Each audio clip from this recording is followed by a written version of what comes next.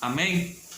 Eu quero, na noite desse dia, cumprimentar todos com a paz do Senhor Jesus Cristo, a paz que excede todo entendimento. É a paz que Ele outorgou à sua igreja, aqueles que creem em Cristo, né? A minha paz vos deixo, a minha paz vos dou. Eu quero dar muito bem-vindo a todos que já são inscritos no canal À Luz da Bíblia, Daniel Silva, e também dar bem-vindos àquele que, porventura, por curiosidade, né, de repente acessou o nosso canal. Seja muito bem-vindo. Esse canal tem o intuito de difundir a palavra de Deus. Em especial, né, nós enfatizamos aí estudos bíblicos voltados aí para temas da escola bíblica dominical, tá? E nós estamos aí trabalhando neste trimestre, nesse ciclo de 3 meses, nas lições bíblicas, a supremacia das Escrituras, a inspirada, inerrante e infalível Palavra de Deus. Hoje nós iremos tratar da lição de número 5, que tem como título Como Ler as Escrituras. Nós já tratamos até então de alguns temas que eu vou falar de forma rápida, que é a autoridade da Bíblia, a inspiração divina da Bíblia, a inerrância da Bíblia, a estrutura, e que foi a aula anterior, né? E hoje, por fim, nós vamos ver como ler as Escrituras, né? Esse tema, ele é muito interessante, não só para cristãos evangélicos, mas para todos quantos têm uma curiosidade e uma dificuldade em relação à Bíblia, né? Porque eu já, conversando com muitas pessoas, elas já me disseram assim: olha, eu já li, mas eu não entendi, né? Então, essa lição de hoje, ela pode trazer diretrizes espirituais, didáticas espirituais, que não competem só ao aspecto humano, né? Mas também didáticas que já são uma forma de organização e mecanismos que a gente tem para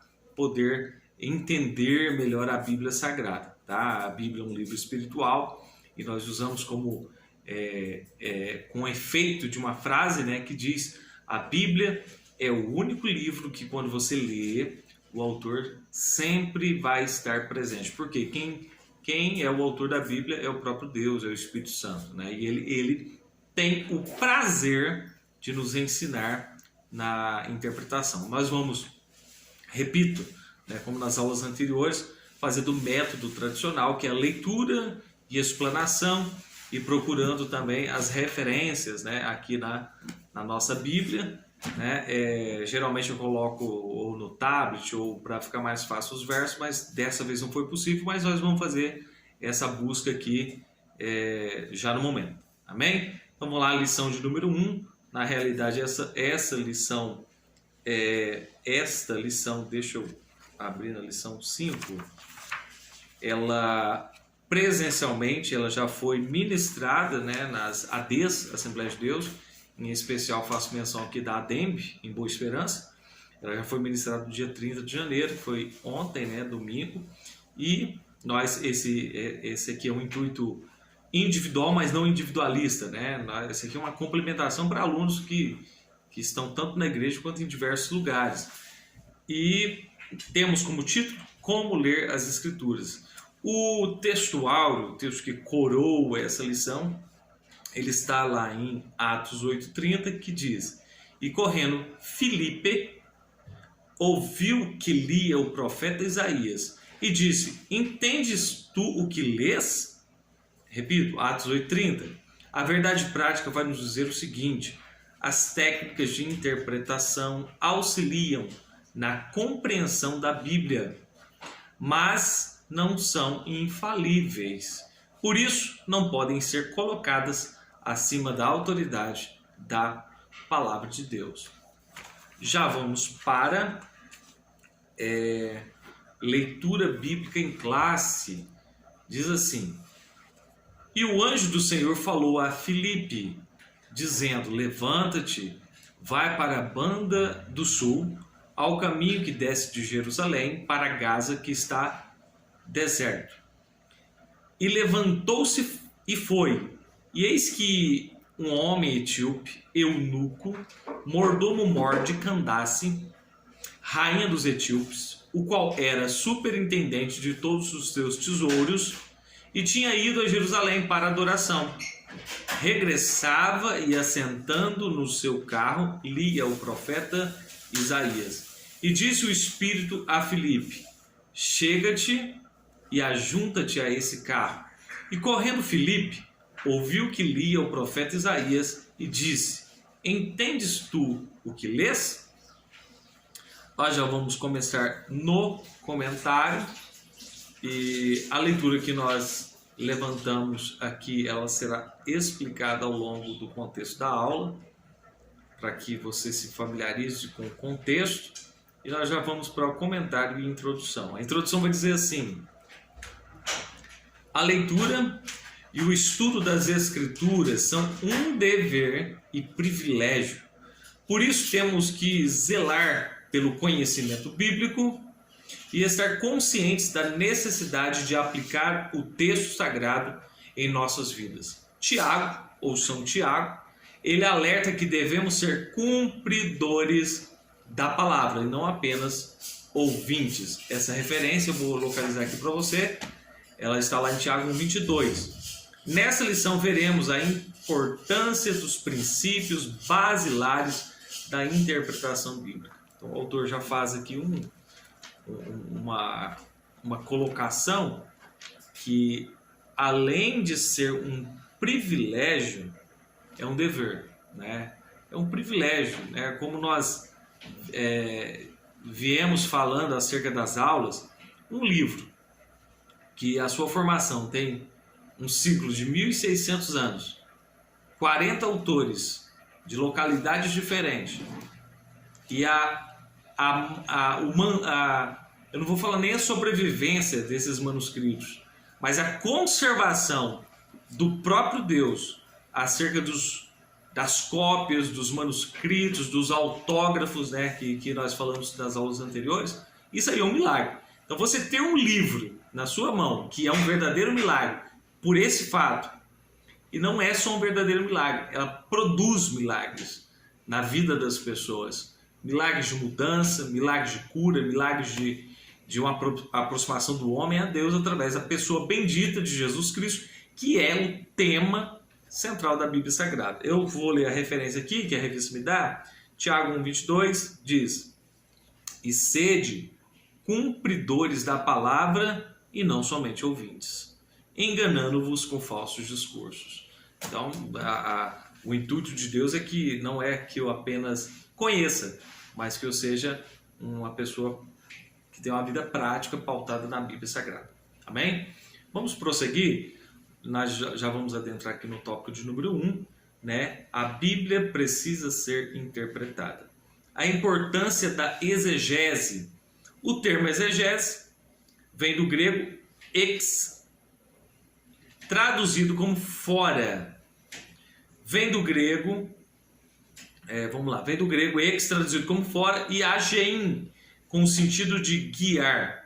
Literalmente significa guiar para fora. Isso é extrair a intenção das palavras de um texto. Assim, o alvo da exegese é deixar que as Escrituras digam o que o Espírito Santo pretendia no seu contexto original. Dessa forma, para não fazer o texto significar aquilo que Deus não pretendeu, é necessário um minucioso exame das Escrituras. Em 2 Timóteo 2,15 nós vamos ler já essa referência. Por exemplo, os estudos das línguas bíblicas, dos fatos históricos, da cultura e dos recursos literários usados no texto sagrados cooperam para a compreensão do real significado das palavras inspiradas. Então, dentro do campo teológico, dos estudos teológicos, nós usamos alguns termos.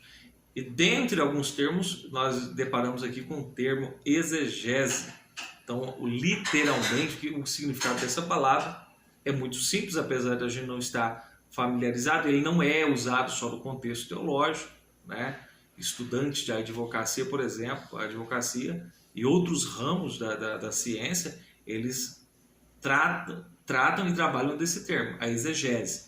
E a exegese, para nós, no campo teológico, ela vem trazendo o significado, a palavra ensina na sua raiz, no seu significado, ela significa guiar para fora. Entre outras palavras, significa também, alguns desdobramentos e significados, tirar da raiz. Eu vou até usar esse gesto aqui, tirar da raiz. Ou seja, a explicação básica que nós temos sobre tirar da raiz é muito simples. Nós já estamos familiarizando aí com algumas informações. A Bíblia, ela foi escrita em duas línguas principais. Hebraico, Antigo Testamento. Grego, Novo Testamento. Só que o Antigo Testamento tem partes do aramaico. Então, exemplo, quando eu pego uma palavra no seu sentido original, e eu traduzo ela para o português, talvez a palavra que eu usei no português, ou que os tradutores usaram no português, ela seja simples demais, ou ela não transmite totalmente o significado daquilo que Deus quis dizer através de quem escreveu aquela palavra. Então, vou dar um exemplo aqui muito simples.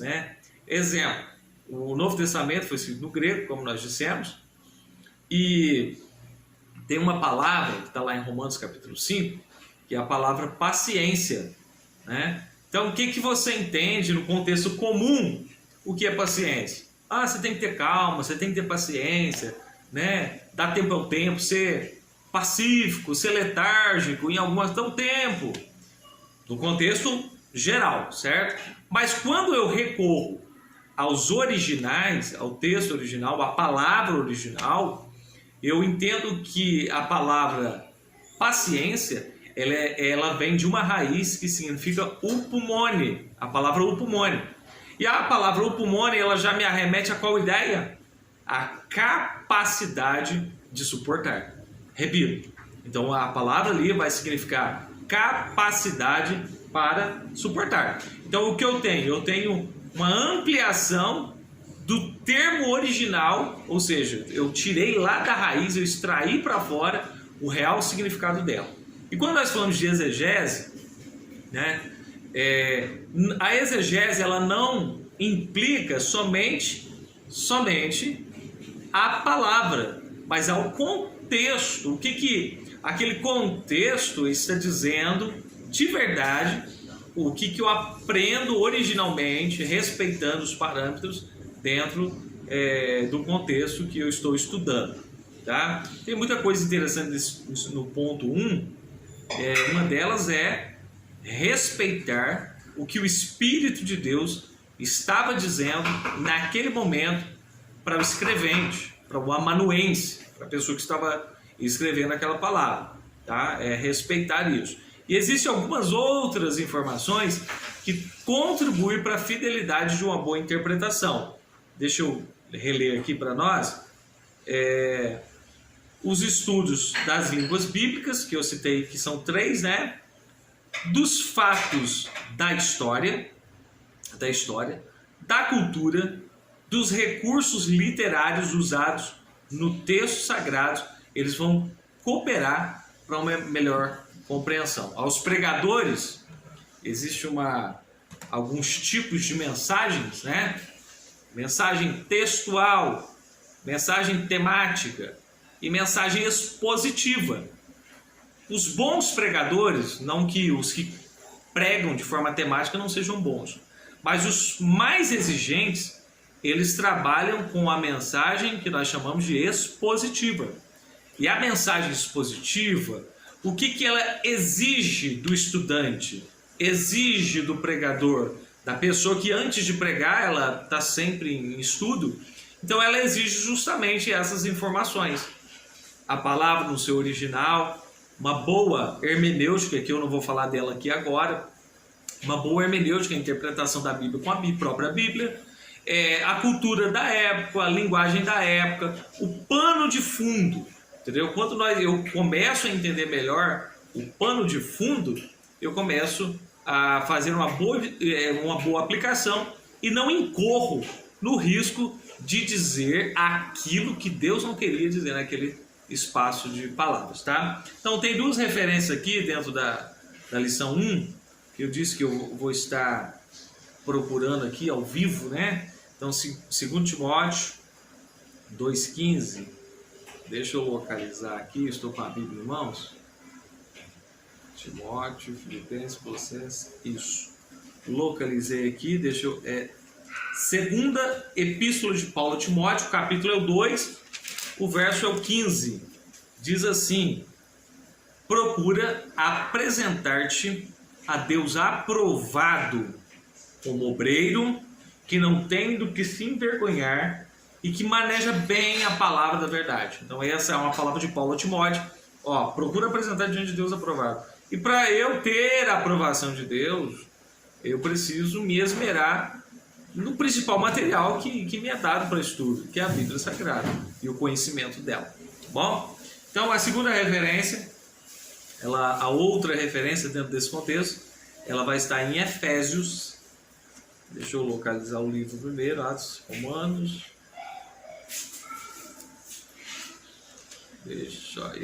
Toma um pouquinho de tempo, eu peço a sua paciência, porque às vezes os dias são Efésios.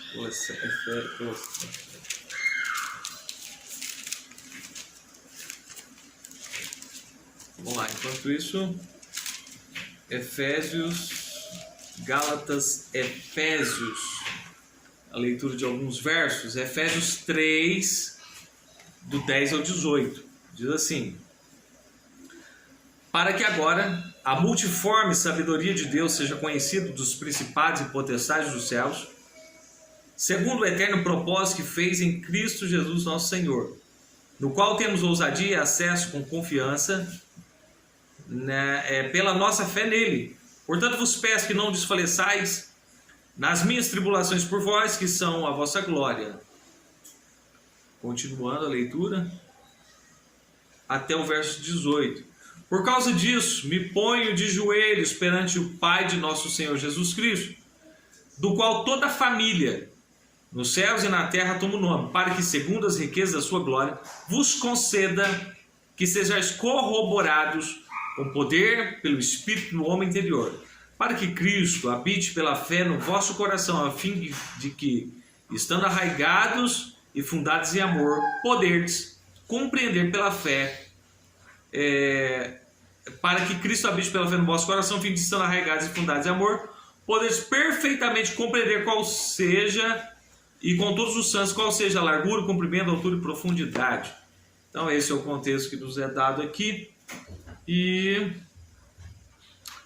a ideia é para que compreendamos o real significado das palavras e do que Deus está falando dentro do contexto. Amém? Então, deixa eu ir para o número 2 do tópico 1. As limitações dos leitores. Nesse aspecto, é preciso reconhecer que toda vez que lemos a Bíblia, estamos interpretando. Isso porque todos os leitores são também intérpretes. Daniel 9:2. O problema dessa constatação reside nas ideias que trazemos conosco antes mesmo de começarmos a leitura da Bíblia.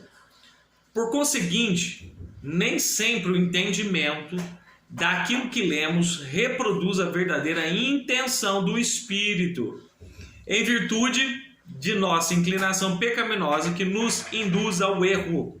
Precisamos usar métodos sadios que nos auxiliem na interpretação das Escrituras. Essa é uma nobre tarefa atribuída a todo salvo em Cristo. Então, quando nós estamos em contato com a palavra, nós somos intérpretes, ou seja, você vai ler o texto e naturalmente vai vir ao seu coração uma determinada interpretação. O problema, que é frisado aqui no tópico 2, é a questão, eu vou usar uma palavrinha aqui, é o vício. O vício. Por exemplo, a pessoa vai ler a Bíblia, mas ela já ouviu alguma coisa relacionada, não de fontes confiáveis, ela tende a dar uma interpretação para aquele contexto de acordo com os seus achismos. Ou seja, ela diz, eu acho que seja isso. E isso é muito perigoso, muito perigoso.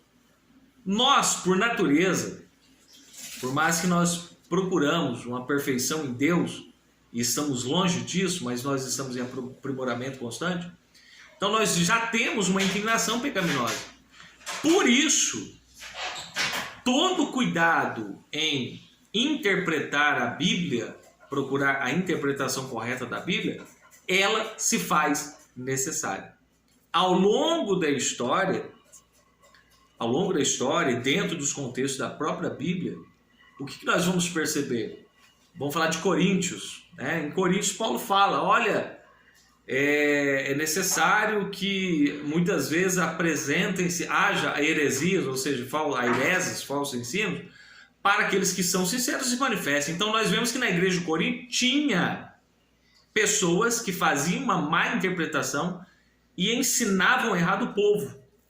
Então existem situações que o erro apresenta para que eu possa, isso está errado, deixa eu buscar aquilo que é correto, dentro de uma interpretação correta, dentro de um contexto correto, que é a Bíblia Sagrada. Então eis aí a necessidade. Então o texto aqui, eu vou ler essas referências, eu acredito que a gente já apresentou a ideia central. Daniel 9:2, livro do profeta Daniel, está lá depois do livro do profeta Ezequiel, Daniel 9:2. Então é até perigoso a expressão assim, cada um interpreta de um jeito. Nós temos batido na tecla lá de 1 Pedro 1:21, que a Bíblia Sagrada, as profecias da Bíblia Sagrada não são de particular interpretação. Por quê? Porque quem dá a interpretação completa e correta dela mesma é ela mesma, junto com o próprio Espírito de Deus. Então, cada um interpreta de um jeito, sim, mas ela precisa ter uma coerência do Espírito de Deus, porque ao contrário disso, eu incorro no risco de aplicar uma inverdade, né? A Bíblia não pode, nós vamos ler essa palavrinha aqui mais para frente, ela não pode ser relativizada. Eu penso que seja assim.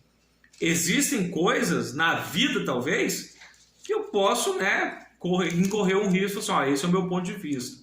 Mas em questão da sacralidade, da seriedade da interpretação bíblica, eu já não posso ter essa mesma aplicação e esse mesmo pensamento.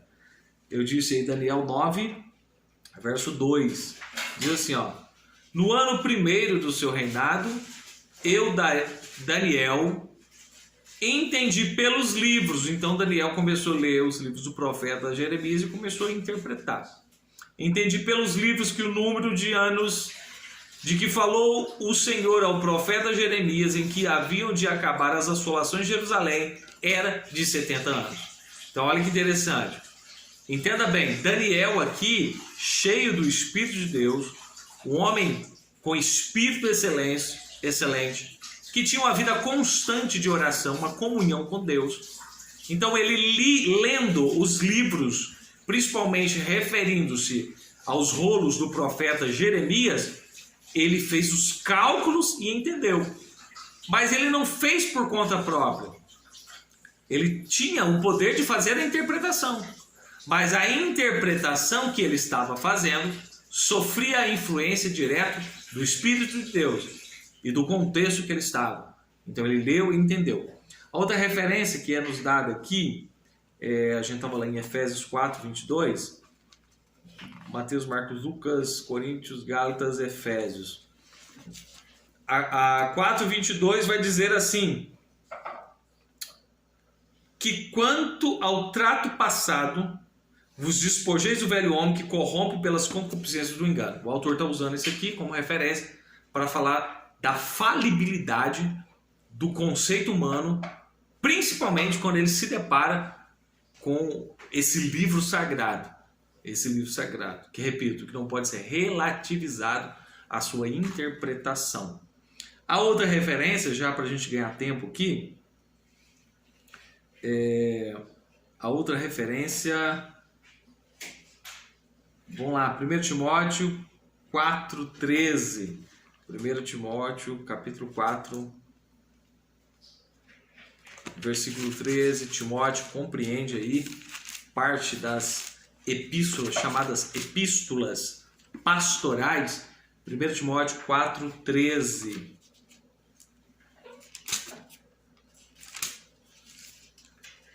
4,13. Espero que você esteja sendo edificado através dessa aula e divida ela, compartilhe com alguém, se é para a edificação dessa vida. 4,13. Persiste em ler, exortar e ensinar até que eu vá. Esse era o conselho de Paulo a Timóteo. Paulo, um grande líder, né? Inclusive o trimestre passado nós falamos dele, as aulas estão disponíveis aí também. Paulo diz a Timóteo, persiste em ler. Então há uma necessidade do servo de Deus, do cristão. Se ele é cristão, ele tem que se submeter a Cristo. E Cristo é que nos deu a palavra. Então não existe cristão desvinculado da necessidade, do dever, da necessidade da leitura da palavra de Deus, buscando esmerar-se na interpretação. Então, apesar de sermos limitados, nós temos o auxílio do Espírito e temos que respeitar as regras que nos são dadas para uma boa interpretação da Bíblia Sagrada. Vamos lá para o número 3, para a gente ganhar tempo aí, que o tempo está voando. A natureza das Escrituras. Nesse ponto, ratificamos que a necessidade de a Bíblia ser interpretada acha-se na natureza da própria palavra de Deus. A própria palavra de Deus, ela me arremete à necessidade da interpretação e ela se interpreta. Como já estudado, o texto bíblico foi escrito majoritariamente em duas línguas distintas, hebraico, por minha conta, que não por minha conta, né? Partes do aramaico e grego, porque aqui o autor só põe hebraico e grego. No período aproximadamente de 1600 anos, nós já falamos aqui, por cerca de 40 autores que viveram em épocas e culturas diferentes. Portanto, os textos canônicos possuem particularidades que não podem ser ignoradas. Dentre tantas, podemos citar as narrativas, as poesias, as crônicas, as profecias e as parábolas, que precisam ser interpretadas sob a orientação do Espírito Santo, observando as regras do contexto histórico e literário quando foram redigidas.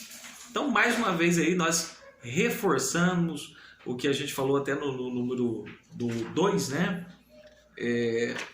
Respeitar o texto literário, porque a Bíblia trabalha com poesia, com parábolas, ela trabalha com alegoria, ela tem tudo isso. Então, não dá para colocar tudo em um só pacote e pensar que tudo seja literal, um exemplo, né?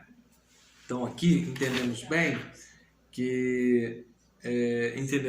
a necessidade dessa familiaridade com os originais, com o contexto histórico, repetimos aqui, respeite a Bíblia, respeite o contexto, né? Quando eu falo respeitar, só para arredondar a ideia, lógico que nós estamos elevando a Bíblia aqui, o estudo que nós estamos trazendo sobre a Bíblia, mas, exemplo, quando eu leio um documento, né, um documento comum, que faz parte dos anais da história, vou ler um documento lá de 1600. Eu leio, um documento de 1600, aconteceu na Inglaterra. Para eu entender esse texto hoje, o que eu vou destacar? Como era a cultura da época, quais eram os costumes da época, entendeu? Qual que era a filosofia predominante, que é tudo aquilo. Quando eu trago para cá, eu entendo melhor. Olha, realmente é para ser interpretado dessa maneira. Então a Bíblia, só para ter ideia da questão bíblica, né? O que o pessoa está falando é uma poesia, uma parábola, o que que é? E assim nós teremos êxito na compreensão pessoal e também depois na responsabilidade, né? Eu chamo a atenção aí dos pregadores, na responsabilidade da transmissão. Você vai transmitir algo que não é seu, que é divino, que é de Deus. Você depende do Espírito e depende de ter esse respeito pelos pontos que necessitam de uma interpretação particular, uma interpretação mais minuciosa. Amém? Então, deixa eu ver se o texto aqui me arremete a me arremete a 5,18 de Mateus. A referência que o autor me dá aqui, Mateus 5,18. E Mateus 5,18. Nós não trabalhamos com achismos. Eu acho que. Não. O texto diz que. Né? Eu não estou falando. Existem textos na Bíblia que são duros de interpretar, porque eles são incisivos. Ele fala de vida, fala de morte, mas ele é incisivo. Ele é radical naquilo que ele está falando, mas é ele que está falando. Uma coisa que eu falei isso porque para dizer o quê? Eu também não posso pegar um texto isolado e ser radical com ele. Totalmente radical. Eu não tenho esse direito. Ou amenizar aquilo que ele está transmitindo, né? Há pessoas que preferem alguns textos da palavra só. Só que a Bíblia, ela é completa para a admoestação do homem. É o que a gente vai ler nos próximos blocos. Para a exortação. A referência que eu localizei aqui, 5,18, diz, porque em verdade vos digo que até que o céu e a terra passem, nem um jota, um tio se omitirá da lei, sem que tudo seja cumprido. Palavras que saíram dos lábios de Cristo. Então, se o Cristo, que hoje nós sabemos que ele está conosco através da pessoa bendita de Jesus, do Espírito, aliás, o Cristo Jesus foi assunto ao céu e hoje nos mandou o Espírito Santo para estar conosco. Sendo Deus, sendo o Criador do universo, ele diz, não vai ser omitido nem um jota, nem um tio. Então ele valorizava, protegia, guardava cada letra, cada palavra das Sagradas Escrituras. E quem sou eu para dar um significado errado ao texto e contexto da Bíblia Sagrada? Então esse serve até de alerta até para mim na noite desse dia. Vamos lá, vou falar da síntese do tópico de número 1 e prosseguir para o tópico 2. A síntese do tópico de número 1 vai nos dizer: as Escrituras Sagradas precisam ser interpretadas para que todos conheçam o verdadeiro significado da mensagem. Existe uma diferença entre falar e comunicar. E a mensagem é completa. Amém? A palavra-chave aí é leitura. A palavra-chave da nossa lição de hoje. Tópico 2. Tópico 2 vai dizer pressupostos pentecostais para ler a Bíblia. A autoridade da Bíblia. Uma das marcas do pentecostalismo é o seu compromisso inegociável com as Escrituras. Cremos na inspiração divina, verbal e plenária da Palavra de Deus, nossa autoridade final em questões de fé e de prática. Essa afirmativa nós já temos trazido ao longo do trimestre, né? Regra de fé e prática. Portanto, ao ler o livro sagrado, temos como pressuposto a sua inerrância e a sua infabilidade, coisas que se crê lendo, estudando, de forma intelectual e também de forma espiritual. Afinal, nós estamos falando de um livro sagrado, nós não estamos falando de um livro comum. Continuando a leitura, tudo o que está escrito serve para o nosso ensino. Romanos 15, verso 4. Nessa compreensão, refutamos a Perdão, me perdi na palavra, deixa eu ler de novo. A relativização e a desobediência aos preceitos bíblicos. De acordo com Apocalipse 22:19, que eu vou estar lendo agora há pouco.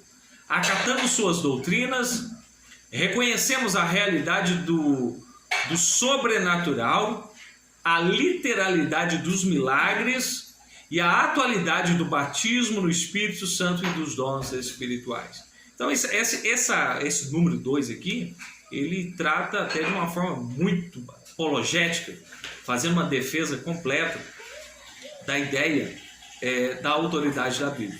Então somos pentecostais. E o que é ser pentecostal? Ser pentecostal não confunda com barulho, não confunda apenas com algumas coisas que fazem barulho. Nós somos pentecostais porque nós cremos, além da inspiração da Bíblia, nós cremos na manifestação dos dons espirituais, nós cremos de acordo com a interpretação bíblica, não de acordo com o que eu penso que seja.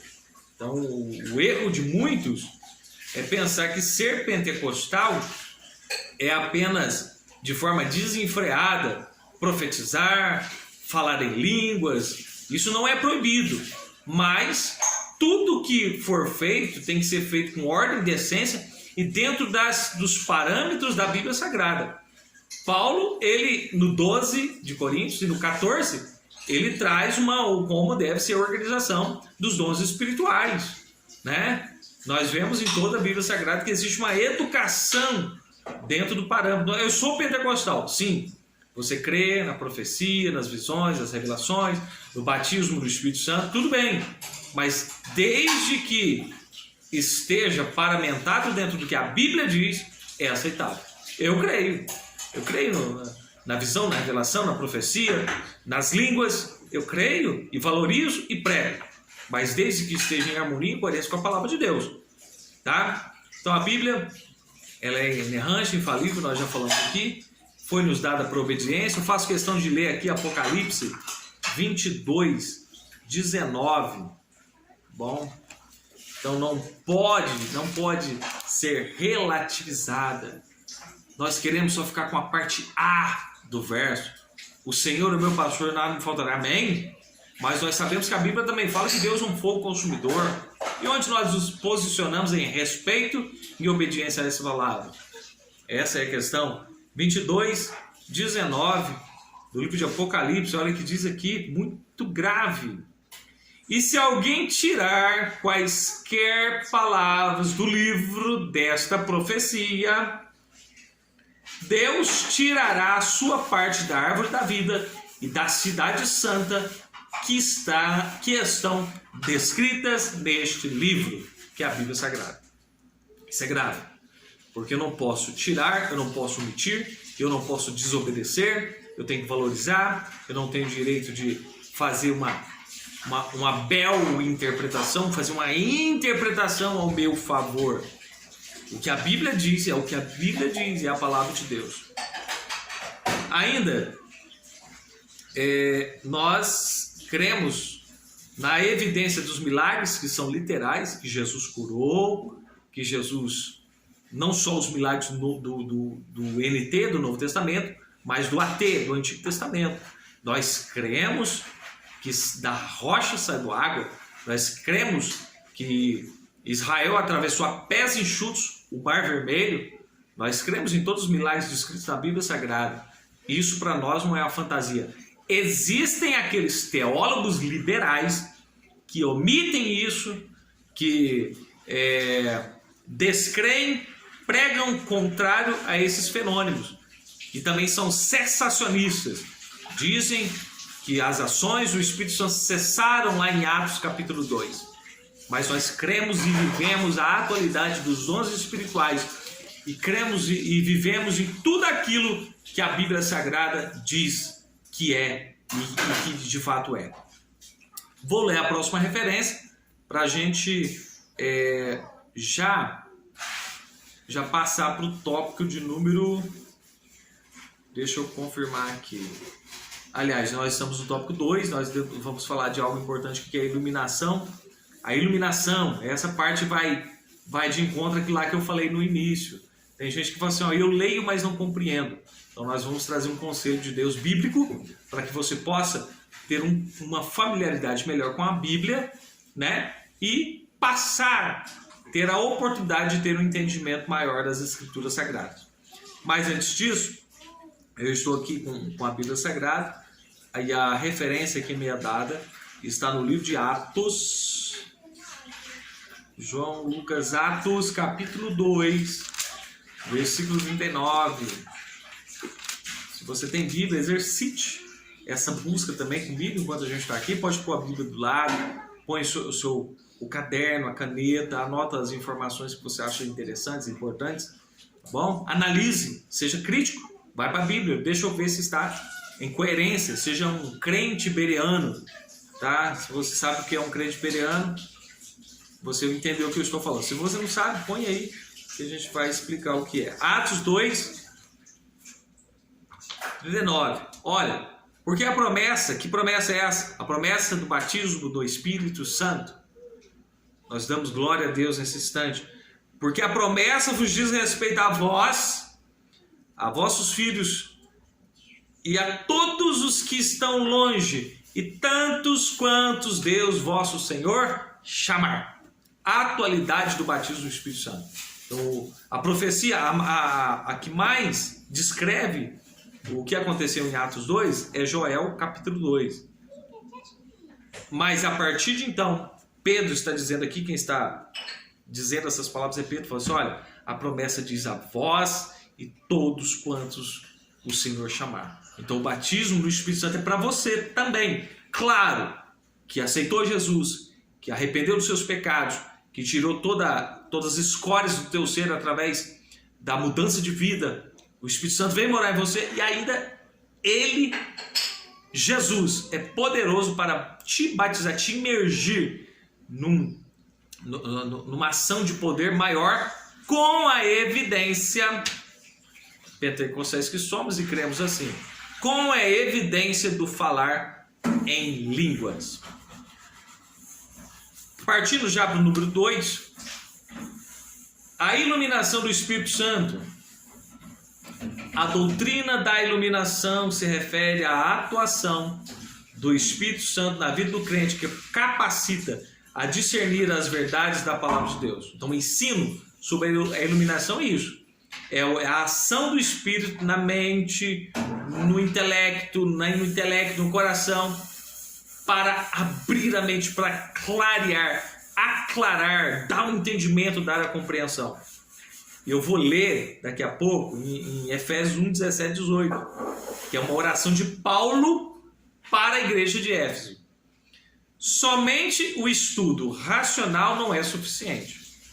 Então você não encontra Deus somente lendo nas linhas, somente o conhecimento racional. É por isso que muita gente inteligente, intelectual, douto, e eu conheço muitas pessoas doutas, inteligentes, intelectuais, têm uma formação, têm uma graduação, mas não conseguem compreender e interpretar a Bíblia Sagrada. Por quê? Falta-lhes a iluminação. E é bom ser humilde e admitir, falta-me iluminação, eu vou buscar a iluminação do Espírito para que Ele me faça compreender a Bíblia Sagrada. Né? O que Jesus falou? Assim, olha, graças te dou, ó Pai, Senhor dos céus, que ocultaste essas coisas aos grandes entendidos, mas as revelaste aos pequeninos. E que pequeninos são esses? Não estão falando de quem tem poder aquisitivo, poder intelectual, não. Os pequeninos são aqueles que admitem a necessidade de aprenderem com Cristo, de aprender e absorver a sua revelação, o significado daquilo que está escrito na palavra de Deus. Continuando aqui,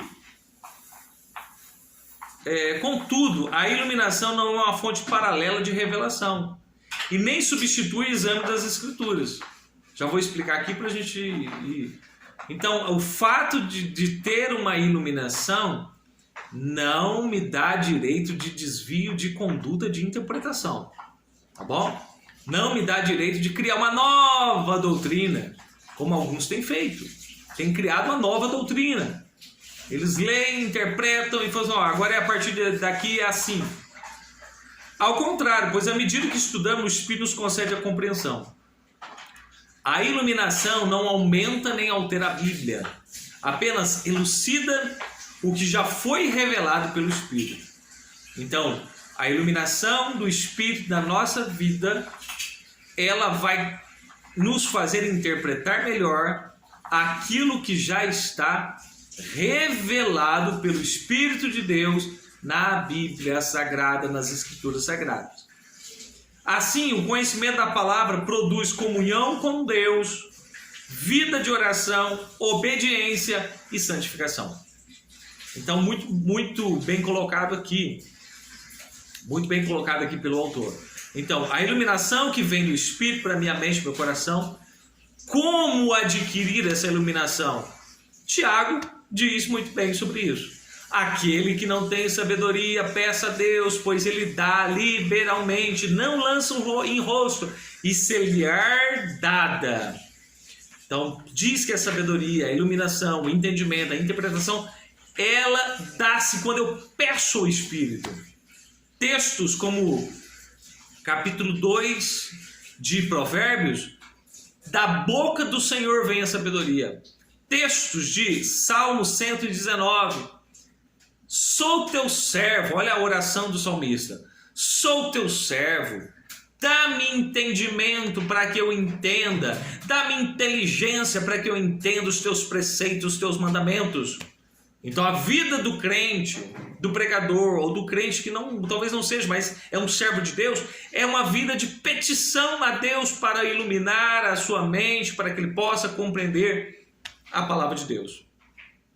Isso não é vergonha nenhuma, né? Muitas vezes, quantas vezes for necessário, eu vou me dobrar diante de Deus e dizer, Deus, eu não entendo isso, o Senhor me ensina. Isso se dá no aspecto orando, tendo comunhão, tendo a vida separada para Deus, a sua mente, o seu coração, uma vida dedicada à leitura, que muitas vezes é exaustiva, mas é necessária, é gratificante quando você... as pepitas de ouro, elas são encontradas quando você está garimpando ali, buscando informações, e de repente o Espírito Santo te dá um entendimento, uma interpretação.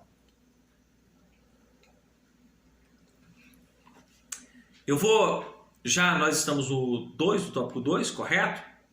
Como eu disse, Efésios 1, 17, 18, e eu acho maravilhosa essa referência, com todo respeito, com toda humildade, pastores, líderes, professores de escola bíblica, pais, mães, responsáveis, você tem diante de você o poder da intercessão, o poder de orar por uma vida. E o interessante, por que eu já estou forrando essa aplicação? Porque foi justamente isso que Paulo fez. Você vai ler aqui essas palavras, Coríntios, Efésios, localizei aqui. O que Paulo fez? Paulo fez uma oração pelos seus liderados. Ele pediu que o Espírito Santo viesse a abrir a mente deles. Inclusive, uma certa feita, eu estava na cidade de São Paulo, em especial eu fui orar numa determinada igreja, e um jovem leu para mim isso aqui. Ele leu 2 referências, foi essa e foi em Coríntios, mas a que mais me vem à memória agora é justamente essa. Ele falou assim, olha, irmão, eu oro, eu quero ler essa palavra para você, e ele leu para mim, e eu até hoje carrego essa memória, essa agradável memória daquele jovem naquele dia. Efésios capítulo 1, 17, 18. 17, 18 diz aqui, ó. Tendo iluminado os olhos do vosso entendimento. Repito. Tendo iluminado os olhos do vosso entendimento, para que saibais qual seja a esperança da sua vocação e quais as riquezas da glória da herança nos santos. Então, Paulo Ó, tendo iluminado os olhos do vosso entendimento, porque o objetivo de Paulo foi assim, olha, para que a partir do momento que os olhos do vosso entendimento forem iluminados, vocês vão entender qual é a vocação, por que Deus vos chamou para a salvação, para trabalhar na obra de Deus, e ainda compreender as riquezas da glória, as riquezas escondidas, aquilo que o olho não viu, não subiu ao coração do homem. Deus nos revela pelo seu Espírito. Deus nos revela pelo seu Espírito. E ainda, e qual a sobreexcelente grandeza do seu poder? Quer entender o que é o poder de Deus? E ele não é só excelente, ele é sobreexcelente. O poder de Deus sobre nós, os que cremos segundo a operação da força do seu poder. E ainda me leva a compreender a ressurreição de Cristo, que manifestou em Cristo, ressuscitando dos mortos, pondo a sua direita nos céus, acima de todo principado e potestade.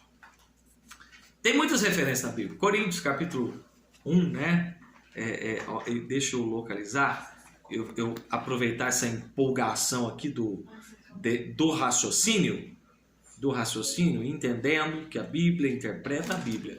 Eu fui num texto, o Espírito de Deus, que eu creio, ele já me levou a outro texto para corroborar, para confirmar a ideia daquilo que estamos lendo, tá?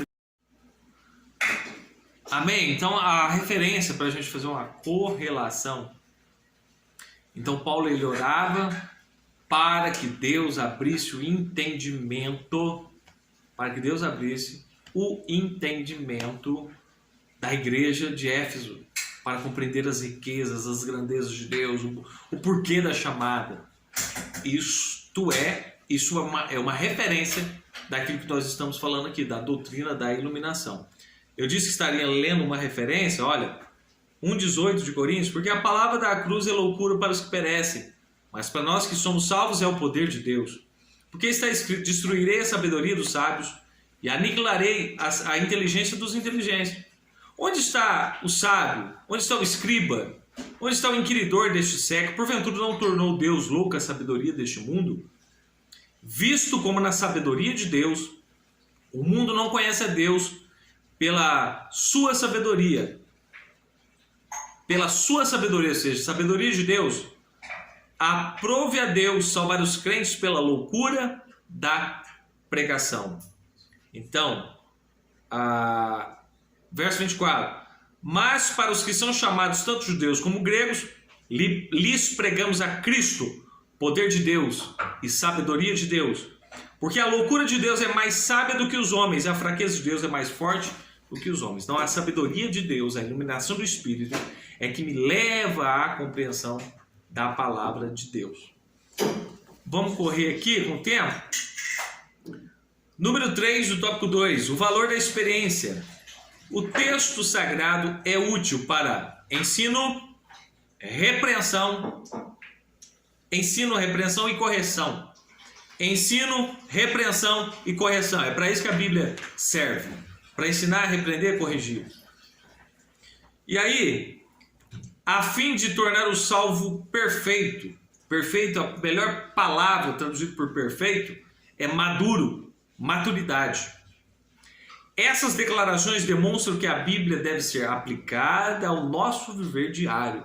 A Bíblia é para ser vivida todos os dias. Então, se ela é para ser vivida todos os dias, ela deve ser lida todos os dias. As verdades bíblicas são confirmadas quando experimentadas pela Igreja do Senhor.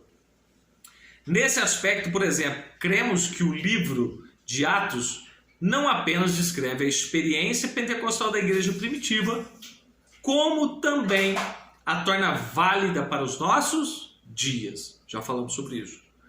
Ressalta-se, porém, que nem a experiência, grava isso, ressalta-se, porém, que nem a experiência nem a tradição da igreja podem estar acima da autoridade bíblica. Vamos lá? Inclusive, hoje eu tive um pequeno debate sobre isso. Alguém me apresentou algo polêmico e eu expliquei para a pessoa, olha, as experiências, as coisas elas não estão acima da palavra de Deus. Tudo que você ouve, tudo que você vê, tudo que você de repente quer viver, né?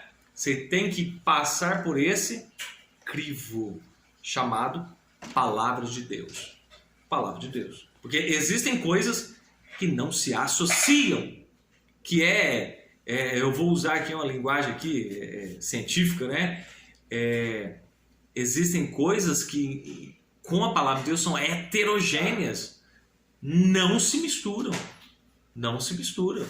né? Não se mistura, não adianta eu tentar forçar se não existe canonicidade, se não existe inspiração, se é um negócio que apoia o pecado, como que vai combinar com a Bíblia Sagrada, que é um livro sagrado, que fala de Deus, que fala de Cristo, que fala da santificação? Então, impossível. Então, nenhuma experiência. Alguns, em nome desse pentecostalismo desenfreado, eles pensam que a adaptação da Bíblia tem que se sujeitar à experiência dele. Ao contrário. A experiência dele tem que passar por um filtro para saber se é verdade, se é veracidade ou não aquilo que a pessoa está vivendo. Tá? Então, somente a Escritura é que pode autenticar e até mesmo corrigir a experiência prática da igreja, caso seja necessário. Então, nós vamos aqui para 2 Timóteo 4:2, segunda epístola de Paulo a Timóteo, capítulo 4, versículo 2. Entendamos bem. Ah, mas a pessoa profetiza até de cabeça para baixo. Está na Bíblia? Se não tiver, não seja insano de adotar esse procedimento para a sua vida e não seja insano de acreditar em tudo que se fala na euforia e longe, fora do padrão bíblico. Nós cremos nos homens de Deus, os profetas de Deus, sim, mas desde que eles estejam em coerência com a Bíblia Sagrada. A Bíblia tem poder de autenticar, a Bíblia tem poder de julgar, a Bíblia tem poder de sentenciar, a mim, a você, a qualquer um de nós. Não é porque eu estou ministrando aqui que eu estou isento. Aliás, eu sou o primeiro que devo passar pelo crivo bíblico. Concorda comigo? Sou o primeiro. Né? O pregador, o ministro, o pastor, ele tem que passar pelo crivo bíblico. É assim que está escrito? Tem coerência o estudo que o irmão Daniel está transmitindo? Então, 4:2, né? Olha, que pregues a palavras, instes a tempo e fora de tempo, redargas, repreendas, exortes com toda longanimidade e doutrina. Pregue a Bíblia, pregue o que a Bíblia ensina de uma maneira incisiva, de uma maneira autêntica, independente da mensagem independente da mensagem que Deus requeira para o momento. E a mensagem que Deus requer para o momento é arrependimento, mudança de vida, compromisso com Deus. As pessoas estão cada vez mais longe da presença de Deus, isso é incrível. E nem conseguem discernir que muito sofrimento, muita coisa vem, porque Deus está permitindo para um despertamento espiritual. Então, sinopse do tópico 2, para a gente ir para o tópico 3. A Bíblia é a autoridade final, o Espírito Santo nos auxilia na sua compreensão e a experiência confirma as verdades bíblicas. Amém? Tópico de número 3. Regras básicas de interpretação. A Escritura é sua própria intérprete. A hermenêutica tem origem no termo hermenêuticos, que na teologia designa os princípios que regem a interpretação de textos sagrados. Na teologia, refere-se à interpretação de texto sagrado. Como eu disse, alguns termos, como falamos lá, exegese, hermenêutico, elas usam não somente no contexto teológico, tá? Mas no contexto teológico, que é o que nós estamos falando aqui, ela designa a princípios que regem a interpretação bíblica. Lutero desenvolveu a máxima de que as Escrituras têm de ser interpretada e entendida por si própria. Significa que devemos estudar a Bíblia segundo o método a qual uma parte do texto auxilia na compreensão de outro texto. Essa afirmação é legítima Porque a coesão da Escritura, ela é uma só, coesa, unida, unissona. Coesão da Escritura é o resultado de um único autor divino. Embora esse método seja legítimo, o estudante das Escrituras precisa do auxílio de regras básicas para uma correta interpretação. Nós já falamos dessas regrinhas básicas. O autor me arremete aqui a 30 de Provérbios 5:6, porque a palavra de Deus é pura, um escudo para os que confiam nela, ela é pura. A palavra de Deus é um escudo para os que confiam nela. E aí, a hermenêutica eu resumo muitas vezes, é bom você ter um entendimento amplo, mas para ter uma referência de memória, é a Bíblia que interpreta a própria Bíblia. Então, um texto do Novo Testamento, eu vou dar um exemplo.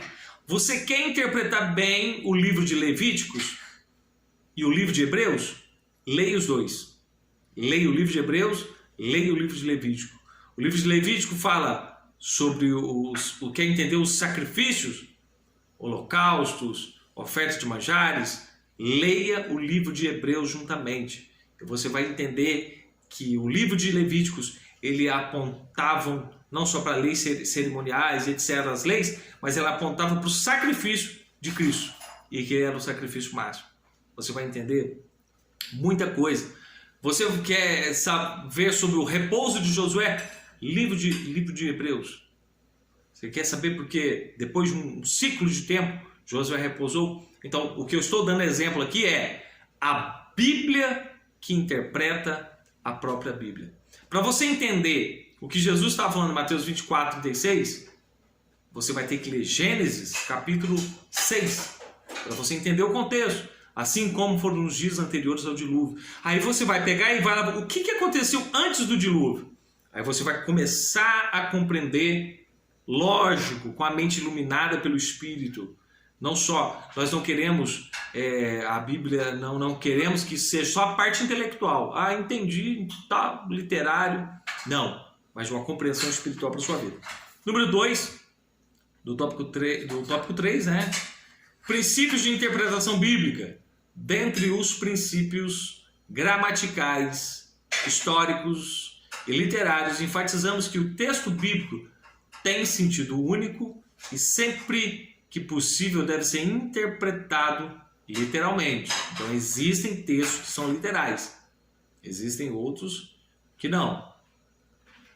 Neste aspecto é preciso tomar cuidado com as expressões de uso simbólico ou alegórico, tá? Por exemplo, Cristo diz: tomai, comei, isso é o meu corpo, Mateus 26. Esse texto mostra que corpo aqui não está no sentido literal. Então, olha que regrinha maravilhosa. Esse é o meu corpo, não é sentido literal, né? Igual alguns textos falam assim: se os teus olhos te levam a pecar, arranca. Se a tua mão tiver, arranca. Isso não é literal, entendeu? A Bíblia não manda você fazer isso. Ela está dando sentido assim: se os seus olhos te fazem pecar, cria um meio, abra mão de algo. Não está falando para você arrancar literalmente os olhos, não, seria uma loucura, né? Mas que você faça o esforço suficiente, santifique a sua vida e saia da presença do pecado de uma forma radical, tá? Então, exemplo de... Esse texto mostra que o corpo aqui não está no sentido literal, mas no figurado. Outro princípio refere-se ao contexto, isso é, analisar os versículos que precedem o texto que se estuda. Então você vai ler um verso, você achou um verso, você vai ler antes o contexto e depois. Porque senão até os ateus, vou dar um exemplo de um texto: se Cristo não ressuscitou, então não tem sentido. Está lá na Bíblia. Se eu pego o texto isolado, quem sabe eu consigo fazer uma pregação contra Deus. Entendeu? E fazem isso. Os homens maus que querem distorcer a palavra de Deus fazem isso. Mas quando eu pego esse texto e começo a ler contexto, eu vou entender que Paulo estava falando de diversas coisas. Ele estava falando não só disso exatamente. Ao contrário, ele estava fazendo indagações para que o raciocínio daquelas pessoas que estavam lendo aquele contexto, elas entendessem que o cristianismo tem todo sentido porque Cristo ressuscitou.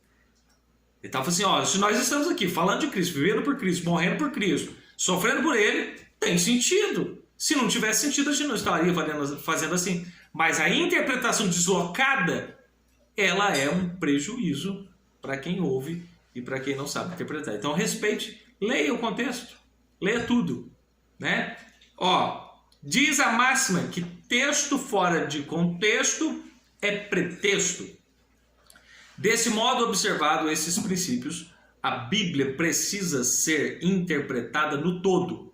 Nenhuma doutrina pode basear-se em um único texto ou em hipóteses particulares. É o que a gente tem frisado, batendo na tecla aí. 2 de Pedro, capítulo 1, verso 20.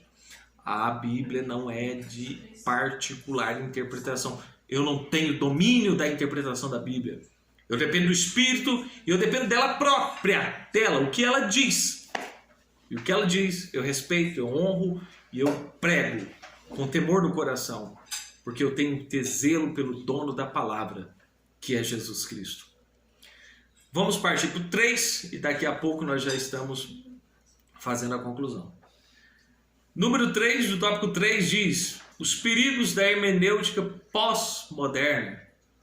Nossa ortodoxia refuta todo e qualquer método que nega a inspiração verbal e plenária da Bíblia e sua consequente autoridade. Assim sendo, o intérprete não pode criar, vamos lá, o intérprete não pode criar outro cânon dentro do cânon bíblico. Ou seja, não cabe ao estudante fragmentar ou relativizar os textos inspirados. Não se pode empregar métodos subjetivos focados no leitor em prejuízo do texto do autor bíblico. Nós já falamos sobre isso. Então, existem pessoas que é que nem os criadores de lei. Eles criam leis para se autoprotegerem. Entendeu? Então, a pessoa que cria uma interpretação, muitas vezes ela faz para se proteger. Mas ninguém tem direito de fazer isso e violentar aquilo que Deus diz e que já está afixado dentro das Sagradas Escrituras. Eu não posso dar santificação, uma nova santificação, àquilo que já é santo, aquilo que já está canonizado, aquilo que já tem a sua regra, aquilo que não cabe, não dá para inserir mais nada naquilo que já é sagrado, naquilo que já é puro.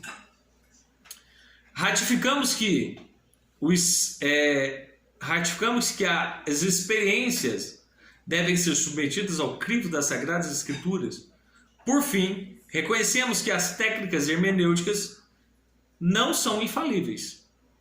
Durante o processo de aplicação dos métodos interpretativos, necessitamos da iluminação do Espírito Santo. Então nós falamos de técnicas. Tudo bem. A técnica, ela vai contribuir, mas o que te leva a ter uma boa interpretação se chama unção de Deus. Se chama Espírito de Deus na sua vida. O Espírito de Deus na sua vida. Aí eu pego o texto de João. Mas a unção que está em vós vos ensinará todas as coisas. E não há necessidade de que outra pessoa vos ensine. Ou seja, no contexto da época, respeitando o contexto, tinha falsos mestres que queriam ensinar Bíblia para os crentes. Eu falei, não, a unção que Deus colocou na vida de vocês é suficiente. Então, eu posso recorrer à teologia, eu posso recorrer à exegese, eu posso recorrer à hermenêutica, mas tudo isso se torna falho e tem a sua falibilidade se eu não tiver o governo do Espírito na minha vida para fazer uma boa colocação de tudo isso, para fazer um bom uso dessas ferramentas, respeitando o contexto, respeitando a história, respeitando tudo que está envolvido. Tudo bem? Então vamos lá? eu faço questão de ler duas referências, foi me dado mais uma vez, ela vai servir para até mesmo para memorização, que é a segunda epístola de Pedro, segunda epístola eu estou aqui em Apocalipse, localizei, segunda de Pedro, capítulo 2, segunda de Pedro 1:21, segunda de Pedro 1:21, amém? Diz assim,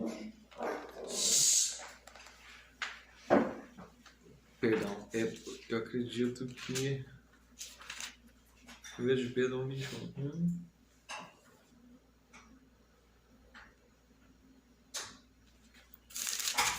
Vamos ver se é isso mesmo que 2 de Pedro, capítulo 1, versículo 21. Porque a profecia, o que é a profecia? Isso aqui, ó, a Bíblia, tá? Nunca foi produzida por vontade de um homem, ou seja, a produção da Bíblia, que nós entendemos que ela foi inspirada pelo próprio Deus. Nunca foi produzido por vontade de homem algum, mas os homens santos, homens comuns, falhos, porém a falha dos homens não passaram as escrituras, a Bíblia. Homens santos falaram inspirados pelo Espírito de Deus. A outra referência para a gente fazer um resumo aqui, a síntese e o resumo, 1 Coríntios capítulo 2, verso 12. Deixa eu localizar aqui. 1 Coríntios 2, 12. Diz assim: mas nós não recebemos o espírito do mundo. O espírito do mundo, com letra minúscula aqui, não dá condições do homem ter interpretação da palavra. Por isso que muitos têm dificuldade. Então ele tem que se livrar desse espírito através do nome de Jesus. O espírito do mundo, nós não recebemos ele. Mas, agora com letra maiúscula, o espírito que provém de Deus, para que pudéssemos conhecer, entender, interpretar, ter contato, conhecer o que nos é dado gratuitamente por Deus. Glória ao nome de Jesus. Então, o Espírito de Deus é que me faz conhecer o que Deus tem para a minha vida no quesito de salvação, no quesito de bênçãos de Deus, no quesito de uma conduta na vida, no percurso dessa curta vida que nós temos. É o Espírito de Deus. Paulo questiona em algum ponto das Escrituras, fala assim, se é que vós tendes o Espírito Santo. Então eis aí o questionamento que fica para uma reflexão. Síntese do tópico 3 e depois conclusão. Amém? Síntese do tópico de número 3. A Escritura é a sua principal intérprete. A Escritura é a sua principal intérprete. Assim sendo, o uso da hermenêutica e a iluminação do Espírito auxiliam na correta interpretação. Conclusão? A Bíblia Sagrada deve ser lida, interpretada nesse mistério, ou seja, nessa necessidade, somos auxiliados pela exegese, que é o tirar da raiz, e pela hermenêutica. Contudo, nenhuma das técnicas de interpretação estão acima da autoridade da palavra de Deus. O que a igreja crê e professa deve ser interpretado à luz da Escritura. Então, o que a igreja crê e professa tem que passar por aqui. Se não estiver em coerência, nós refutamos. E aí eu pego as palavras de Paulo, no qual diz: se eu, até mesmo eu, Paulo, ou um anjo, vos falar sobre outro evangelho que não seja esse, seja anátema, seja maldito. Então nós estamos sendo estimulados hoje a ter uma boa compreensão da palavra de Deus, uma boa interpretação, porque isso refletirá tanto na nossa vida presente quanto na nossa eternidade. Tá bom? Obrigado pela paciência e que Deus te abençoe em nome de Jesus Cristo. Ame a palavra de Deus, leia a palavra de Deus, persiste em ler a palavra de Deus e você será, sem dúvida nenhuma, uma pessoa muito abençoada. Amém? Fica com Jesus.